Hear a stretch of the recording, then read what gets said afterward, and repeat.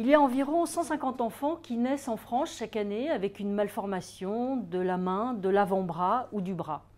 Dans un certain nombre de cas, les causes sont connues. Ce peut être la mère qui a pris un médicament au cours de la grossesse, médicament qui a un impact sur le fœtus, qui peut provoquer ce type de malformation.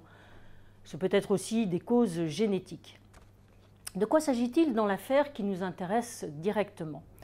Dans 3 départements, l'Ain, la Loire-Atlantique et le Morbihan, un certain nombre de naissances ont eu lieu, un peu plus que la normale, ou en tout cas de ce qui était attendu statistiquement, des naissances d'enfants avec des malformations. Il y a eu 3 cas en Loire-Atlantique, 4 dans le Morbihan et 8 dans l'Ain.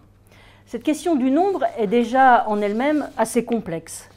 Montrer qu'il y a un nombre de cas légèrement supérieur à ce qu'il devrait être est quelque chose d'extrêmement difficile. Lorsque l'on passe de 1 à 2, c'est un doublement. Est-ce pour autant véritablement significatif? Ce n'est en tout cas pas comme lorsque l'on passe de 1000 à 2000, par exemple.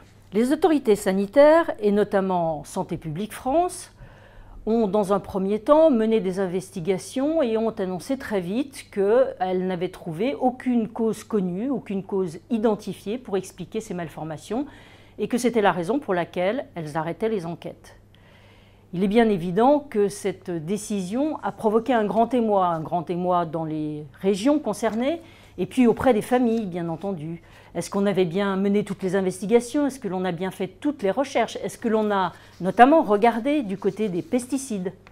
Santé publique France, qui n'a pas voulu se laisser déborder par cette affaire, et puis très poussée par le ministère de la Santé, qui s'inquiétait de cet émoi des populations, émoi tout à fait justifié, a donc décidé de tenir une grande réunion, espérant, en jouant la carte de la transparence, que ça allait permettre d'apaiser un peu les esprits. Elle a surtout nommé un groupe d'experts, de 15 experts pluridisciplinaires, qui vont donc, pendant les semaines qui viennent, réouvrir les enquêtes pour mener de nouvelles investigations et rechercher ce qui peut avoir provoqué les cas et les causes de ces malformations chez les enfants. On attend les premiers résultats pour la fin du mois de janvier.